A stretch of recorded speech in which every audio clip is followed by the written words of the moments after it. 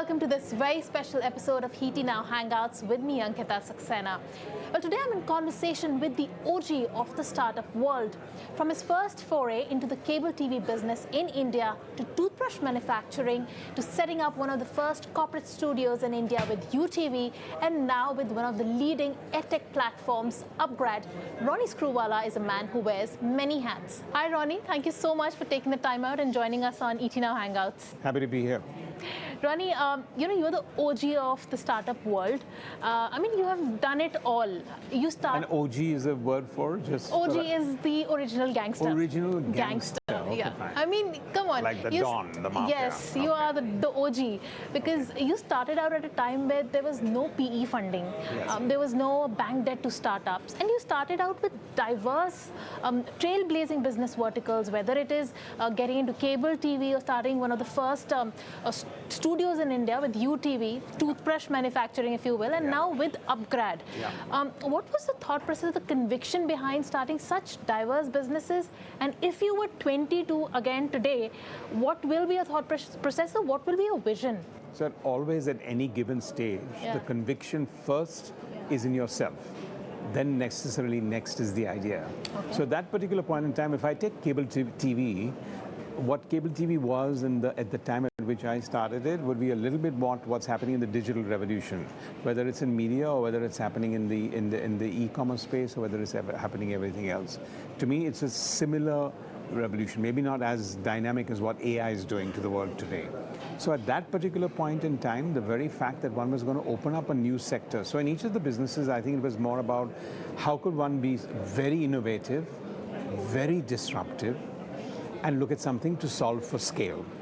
And I think the combination of these three have been at the base grassroots level when I was really young and naive about it, and when you look at it as an opportunity, to the time when you're not so naive and you've learned with tons and tons and tons of failures, and yet you feel you want to get into a new space and be disruptive. I think that's been really what's kept me going. So would you call yourself a missionary founder or a mercenary founder?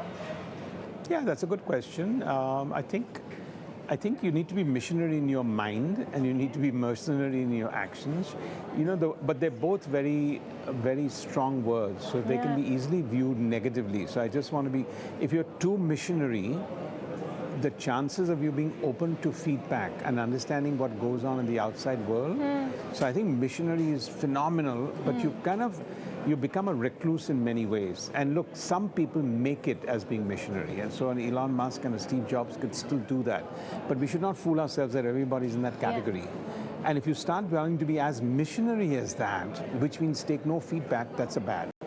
And if you're extremely mercenary, which means everything is cut and dry, everything comes down to the bottom line, nothing requires empathy, nothing requires a different kind of view, I think both are, therefore, it's a 50-50 on both, and you need to be very careful. Right. So, today when you look at the startups of today versus years back when you started out, what is the difference? I mean, there is a hell lot of a difference, but in your opinion, what has changed and what would be your advice to the young startup founders of today? I think the market is much more mature today than what it was before. Right. Obviously, the element of funding helps. Correct. But I think we use it too much as a key tool for what it was. I think part of my success, in spite of multiple failures, has been because of the lack of opportunities to get immediate and easy funding. I think if I did a lot more easy funding, I'd have had a lot more failures. And I know that sounds counterintuitive, but that is what it is. Because with funding comes a lot of entitlement into your business, takes away the frugality of it, does not force you for constant innovation. You need a binary option every single day in what you're doing, right? Where you need to put yourself, when you feel you're in a comfort zone, you need to say, what if this was not going to happen? I think, so to that level, I think today the consumer, the market segment is much larger, much bigger, slightly more competitive. I think the herd mentality is set into most of the businesses here, so that to me is a bit of a danger. I mean, everyone says for every, 5 people should be in a sector, there are 500 companies in the sector. And then you say, oh, what's happening to this sector because 400 have shut down. Yes, excuse me, it was a 5-people sector that should have had 10 players, 15 players for it to be competitive. 500 is a herd. 400 are bound to shut down. That doesn't mean the sector is bad. That doesn't mean the top 20 will not survive. In fact, they'd survive and roar. That's what I would differentiate it as. Okay, interesting. But Ronnie, let's talk about what you focused on more. I mean, 80% of your time is focused on that, which is UpGrad, the edtech platform. As far as edtech is concerned, it is one of the sunrise sectors in India. But over the last 5 odd years, we've seen a downturn in the edtech platforms. I mean, if you look at the numbers, almost 2,000 plus startups, edtech startups have actually shut shop. What would be your, what in your opinion is the future of edtech in India? Yeah, so firstly, I would say for me, UpGrad is missionary. Okay. But with missionary with all the missionary things that I've heard in the past, which is that and it's really missionary because I spend weekends really interacting with learners and students and whatever else. So you need to be missionary in the intensity of how much you want to be in touch with your consumer, not how much is strong your point of view. That's point number one. Point number two, I completely disagree with the fact that a sector, the sector and the consumer is the learner. Is either the learner who's struggling at a certain crossroad, or he's a working professional stuck in their career and wants to upskill themselves, or they're realizing that they need to do that. That segment is growing by leaps and bounds. Today, the need for a company like UpGrad and many others in the country is dire. It is humongous. It is huge. So when we look at statistics of why some people have shut down, that's a venture capital, founder greed, or a founder approach, or a herd mentality approach that has given a sector, which is the growing pangs of any sector. It's the growing pangs of any sector. So I would urge everyone to not talk about the fact that if 400 shut down, that the sector is under threat. Actually, now is the time when the core players will blossom even more. Because a lot of money came into a sector that didn't need the kind of money it needed, that corrupted the sector. So you're saying overfunding was the problem? Oh, overfunding was definitely the problem. Okay. Overfunding was the problem, and a lot of herd mentality just gives you multiplicity of choices. True. So I think the core of do we need more skilling today, whether it's in artificial intelligence to upgrading, much more. In a country like India, where we need to go past labor arbitrage and get into much more, this is the time like no other, absolutely like no other. Okay, so you said that perhaps overfunding was a problem, but now, Ronnie, I mean, in the last 2-3 years, the funding hasn't been that. I mean, VCs are not loosening their purse strings like they were, I mean, 2-3 years back. Thank God for that. Of course, thank God for that. Of course, thank God for that. They should have tightened their purse strings long time back. You're the first founder who's saying that, thank God for that. Not at all, because those purse strings were loosened because they had FOMO. Okay. And now they don't have FOMO. They've just woken up to... And therefore, the purse strings have automatically tightened. I don't think it was visionary at that time, and I don't think it's visionary right now from their point of view. But thank God that the right amount of allocation of resources going to the sector for it to have the right kind of results. Because otherwise, it'll be a problem. So I'm really say today, it separated the girls from the women and the men from the boys, as they would say, from what point of view. And I think the sector will mature because of that. Most sectors don't need the kind of capital that's being offered to it. Where has most capital gone from a point of view? Even where something, I mean, Flipkart's done very well. It has, but it's, it's guzzled $10 billion of capital. Yeah. You look at some of the food delivery systems; they're doing very good, and they've got, the 10-minute has worked here like anywhere else, but they've gone through $2, $3, $4 billion of capital. So, and some of them have struck out, but $20 billion or $40 billion went into a sector for 2 players to come out. You give that to the telecom industry, you give that anywhere else, you give that to the automobile industry, you give that to the hospitality industry, you'll get a 10 times better outcome. Yeah, for sure. Would you agree? For sure. Okay, so that's why better, and thank God the purse strings have been tightened. Okay, so clearly now funding is not an issue, that's out of the way. What are the challenges of the edtech business besides overfunding, as you said? What are the challenges that you are facing, and how are you navigating through that? So I think challenges are not the way I look at it. You have to look at it from an opportunities point of view. Okay. I think today, more than ever before, there is a need for everyone to be a lot more job ready, a lot more ready with life that may not be a job security, a lot more where the crossroad is that you might need to be self-employed, and many of you will need to be entrepreneurs. That ecosystem has to change. Has every single person figured that out? No. The challenge is most conventional families still think engineering is the right way to go. Test prep business has slowed down, but it's slowed down because what is the entire test prep? It's about focus on 3 or 4 career optionalities, either join the railways or get into be an engineer or get into an IIT. But the outcome from where they're going after that is becoming less and less. And that's what I would call the challenge. Okay. The challenge is not whether a business is doing well today or not. At the core, what India needs is an incredibly high level of skill capability with an ongoing ability to do that.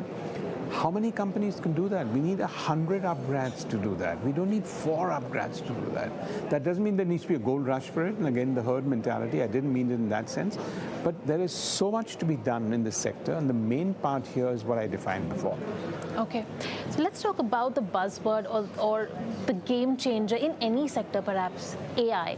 Now, AI has been the biggest disruptor, and it's going to change perhaps whether it is the democratization of learning or whether it is the way you're hiring, the way you're skilling. In your opinion, how do you view AI? Do you think we have jumped onto the bandwagon of AI too soon? It's still in the infancy as of now, and you have also spoken about AI as well. What's your view on that? So firstly, it hasn't disrupted. It's going to disrupt big time. If everyone thinks it's already disrupted, not at all. It's disrupted our minds. Okay. It has disrupted our minds. It's not made us feel balanced as individuals. And I'll come to that. But basically, the first thing it has right now is that it's disrupted our minds because it's made us unstable. You're damned if you do and you're damned if you don't. You need to keep up with it, but you're not quite clear. What should I learn about AI? Where will it go? What do I really need to know about it? Is this the basic stuff? Should I be going there? With many of the other things, you need to understand coding, you'll be able to do this. Here, you're a little bit like, where is this going to go? So since you can't see where it's going to go, you don't know where I need to go with it. That's the disruption that's happened. So the real disruption of where the right level of technology and AI will disrupt is yet to come. So secondly, the guys who are going to be able to do well are going to be the companies that are going to be able to spot where AI can be augmented and where it's going to disrupt. And today, everyone's working on the mental mindset that I need to be saying I'm doing something in AI. Not everyone needs to be in AI. If you're not ready for it, you're better off strengthening your business in a slightly more different manner, number one. And then first spend a month, 2 months to figure out over the next 2 years, now I know enough, where will it really disrupt me and what do I need to do, and use it as an opportunity, not as a challenge. Because everyone is looking at it as such a disruptor that you're feeling it's going to be an earthquake. But it could be a tsunami. Yeah. You may think the earth will part under you, but no, actually a wave could be coming from somewhere else in that whole process. Yeah, but it's definitely caused a tectonic shift in the way people are approaching things. And unfortunately, it's causing a tectonic shift in the way people are definitely worried. Yeah, for sure. But Ronnie, it has eaten into jobs as well. We can't deny that. Yeah. Well, lots of things are eating into jobs. A tariff war is going to eat into jobs. A 25% cess on IT companies is going to eat into jobs, right? Raw material from another country not coming to India can eat into jobs. Just AI is not eating the jobs. Yeah. And right now, if you ask me, the combination of all the 3 that I mentioned, from tariffs to raw materials, this is eating up more jobs than AI is, for example. Just to put that into perspective. That doesn't mean I'm trying to put that away. Yeah. But the more we are grounded about the opportunity and the challenge, the better we'll be able to do that. We don't really know where we are going with AI. We're still at a very nascent stage. But have you figured out how you will be leveraging AI with UpGrad? Yeah, so I think specifically for UpGrad, I look at it with the company where, what AI in education and education in AI. So we're in both. Most people are either AI and, we're in both. So for us, the education in AI is everything that we're doing. Every single of our courses, every single of our approaches is with the mind of how do we add AI into those factors, and we've started to do that, including our corporate skilling programs, to our consumer skilling programs, to a small, short program that we do, which is a certification or a boot camp, or an Evolve program. The AI of education is one part. So the education in AI is really where we need to figure out how do we be able to make the life of our learner better. what is the environment in a classroom where you learn? Now, peer-to-peer learning, for example, is 10 times bigger than learning in a classroom. And you've done that in your workforce, and you're doing that even more. If I can use AI into peer and peer to learning, it's going to open up mindsets, it's going to open up the ability for you to grow, it's going to make us competitive human beings. Today, when we say, why are most people in India not job ready? My clear hypothesis is, we haven't been put ourselves into competitive situations. So we've really not been tested to be in the real competitive world. And I think to that extent, this ecosystem, what we do here, will actually up our skills and make us much more job ready.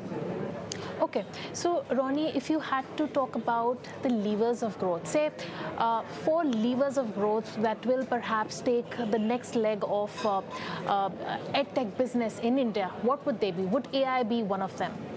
No, AI is definitely a tool from that, one of them. I mean, for us, preempting the careers of tomorrow is a very important part. Every part of our discussion is to figure out what we think will be the job market. Second, today more than ever, people want to actually be self-employed. There's an entrepreneurship category, but before that there's even a self. So I would say almost 90% of the people who wanted to be in jobs, today they want to be self-employed.